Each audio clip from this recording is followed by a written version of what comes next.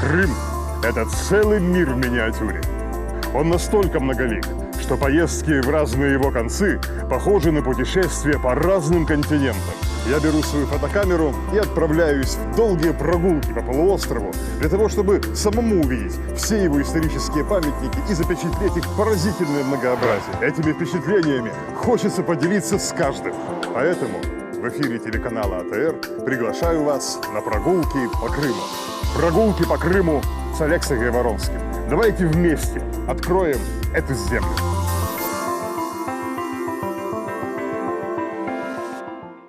Как говорили древние римляне, «de gustibus non est disputandum», то есть о вкусах не спорят.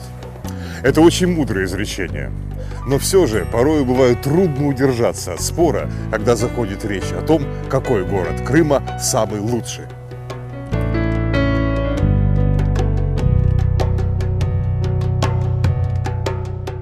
Безусловно, каждый город замечателен по-своему.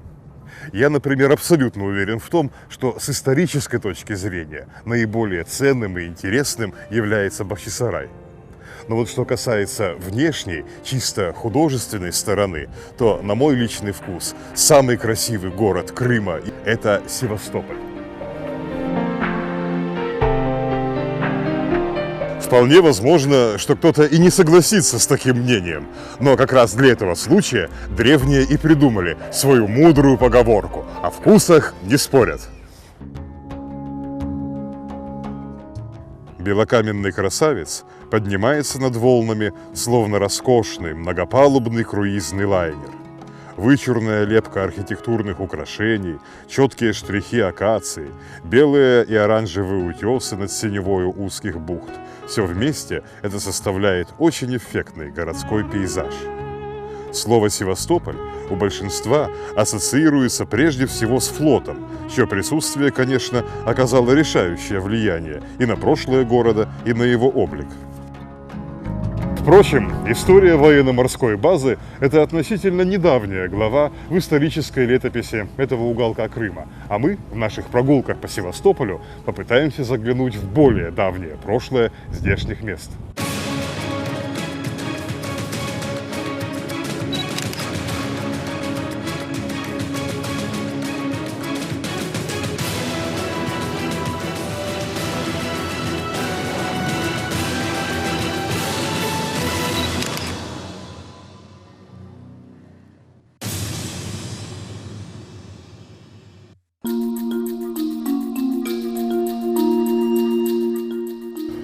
Днем основания Севастополя считается 14 июня 1783 года. В этот день матросы с русских военных кораблей заложили на берегу бухты первые каменные здания будущей военной базы – дом командующего, часовню и кузницу. Эта бухта сегодня называется Южной, а в те времена она еще носила крымско-татарское название Карталы-Кош, то есть Орлиный угол.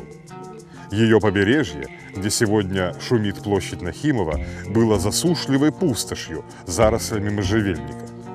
Можно было бы считать, что город возник на пустом месте.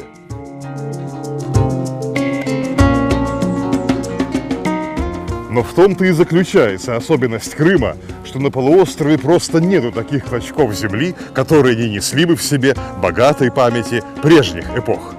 И история одного народа переплетена с историей другого настолько тесно, что иной раз это незаметно даже для самих участников такого взаимообмена.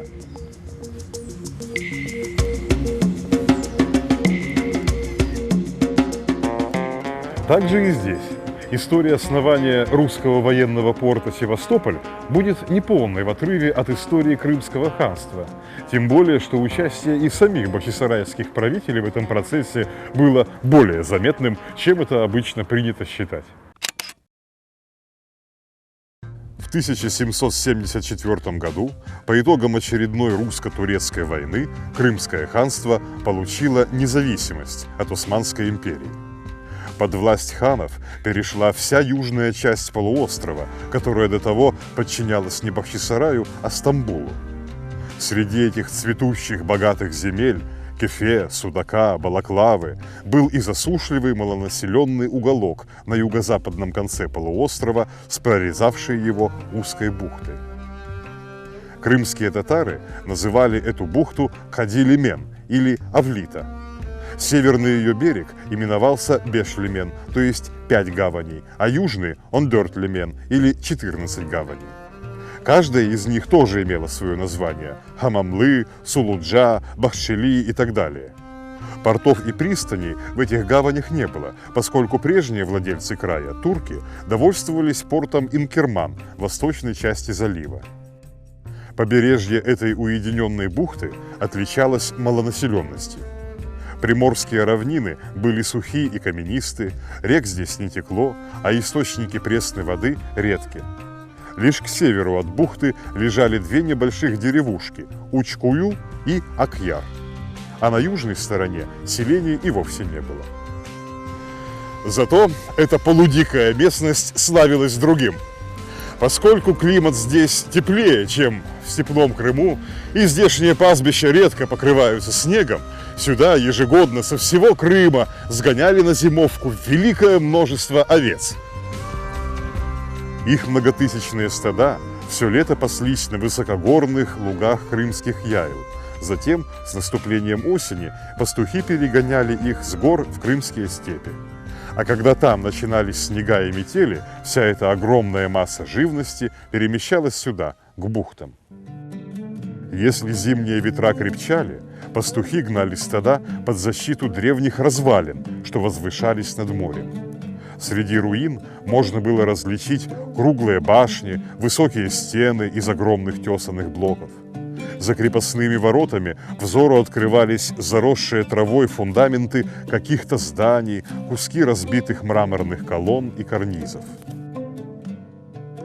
Простые местные жители знали об этой крепости лишь то, что жизнь в ней угасла очень и очень давно. Возле ночных костров пастухи рассказывали легенды о том, как эту твердыню в незапамятные времена построили вездесущие генуэзцы, и как затем польский король в союзе со злым великаном Салсалом пришли в Крым и разрушили ее. Крымские татары называли эти заброшенные укрепления Сары-Кермен, то есть «желтая крепость». Впрочем, с этим местом были связаны и другие, более свежие воспоминания.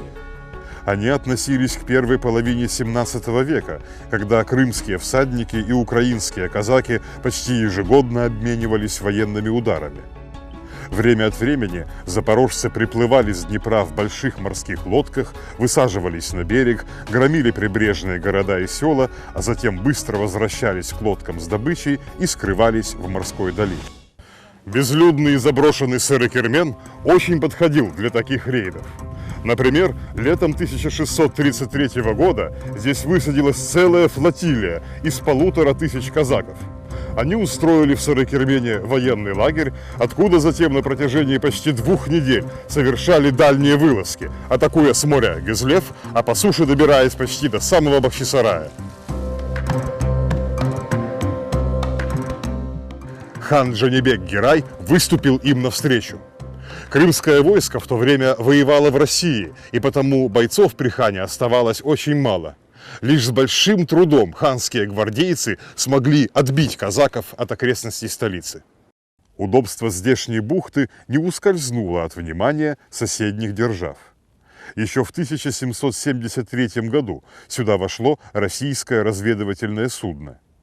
Его команда осмотрела и подробно зарисовала берега, отметив, что здесь нет других поселений, кроме деревушки Акьяр в 9 дворов. От названия этого села, записанного как Ахтиар, бухта получила на русских картах название Ахтиарской. Тем временем в Крымском ханстве разворачивались бурные события. Формально страна стала независимой, но на деле крымским ханам приходилось действовать под постоянным пристальным надзором российских генералов, которые стояли на полуострове со своими многотысячными войсками. В 1777 году крымский трон перешел к Шахину Гераю, убежденному союзнику России. Не прошло и года после начала его правления, как подданные восстали против хана, раздраженные засильем иностранцев и неумелыми реформами. С помощью русских войск Шахин-Гирай жестоко подавил этот мятеж. Турция, проигравшая последнюю войну, была не в силах снова воевать с Россией и потому не вмешивалась в конфликт. Однако в ответ на просьбы восставших крымских татар османский султан позволил одному из прежних ханов, Селиму III Гираю, отправиться в Крым и попытать счастье в борьбе за престол.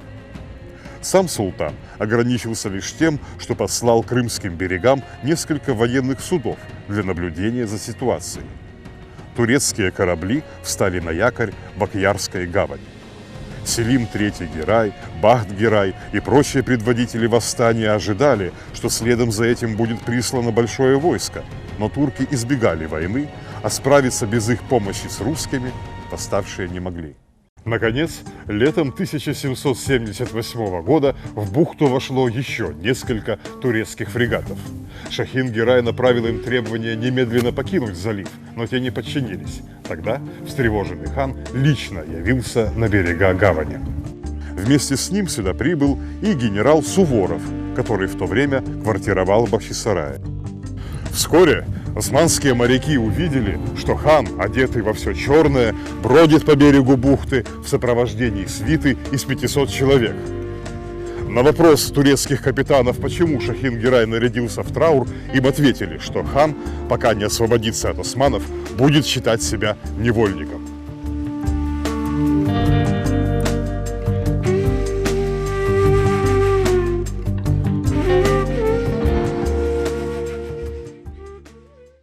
На следующее утро османы увидели, что солдаты Суворова за ночь возвели земляные укрепления по обеим сторонам бухты и уже нацелили с них пушки на турецкие корабли. Османский командующий потребовал объяснений. Суворов в ответ заявил, что ничем не нарушил условий русско-турецкого мира, зато ханские советники ответили напрямую. «Редуты возведены для того, — сказали они, — чтобы защитить ханство от дальнейших мятежей, и если турецкий флот не покинет бухты, то может быть обстрелян». Тогда наблюдатели снялись с якоря и покинули бухту. Эти суворовские укрепления и стали первыми военными сооружениями на месте будущего Севастополя. Расчет Шахина-Гирая на союз с Россией не оправдался. Весной 1783 года он лишился власти, а Крым – независимости. А летом того же года, как мы уже говорили, русское командование начало строить здесь военный порт. Первоначально он получил название Ахтиар по наименованию бухты.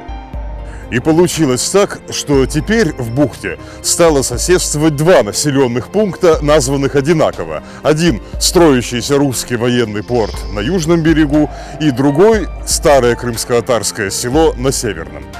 Место, в которое это село располагалось, в наши дни называется Сухарной Балкой. Сегодня в ней стоят какие-то военные объекты, въезд в нее закрыт, и следов старого Акьяра мы там уже не увидим. Екатерина II повелела назвать новый городок Севастополем. Это отвечало ее замыслу возродить древнегреческие названия городов на завоеванных территориях. Так на карте появились Одесса вместо Хаджибея, Евпатория вместо Гизлева и так далее. Но вышло так, что задумка императрицы была воплощена с большой путаницей, и Ахтиару присвоили чужое название. Ведь Севастополисом в древности назывался совсем другой город, стоявший на месте современного Сухуми на грузинском берегу. А вот древнее местное название, Херсон, наоборот, перенесли из Крыма к устью Днепра. Такая промашка тем более удивительна, что ученым людям и в Европе, и в России было давным-давно известно, что древний Херсон или Херсонес находился именно здесь, на берегах Ахтиарской бухты. Это его развалины крымские татары называли Сары-Керменом. Преемник Екатерины, император Павел, отменил псевдоантичные переименования, и в 1797 году Севастополь снова стал Ахтиаром. Но через 29 лет екатерининское название вернулось и с тех пор прижилось навсегда. Новый город стал в буквальном смысле плотью от плоти старого. Для строительства Севастополя и его укреплений массово использовали готовый тесанный камень из древних стен Херсонеса. Как писал швейцарский путешественник де Монтере, первый день Севастополя стал последним днем Херсона. Это, конечно же, сильное преувеличение. Древний Херсонес вовсе не исчез бесследно и по-прежнему может рассказать нам многое об истории Крыма. Что именно он может поведать? Об этом мы поговорим в следующих выпусках нашей передачи.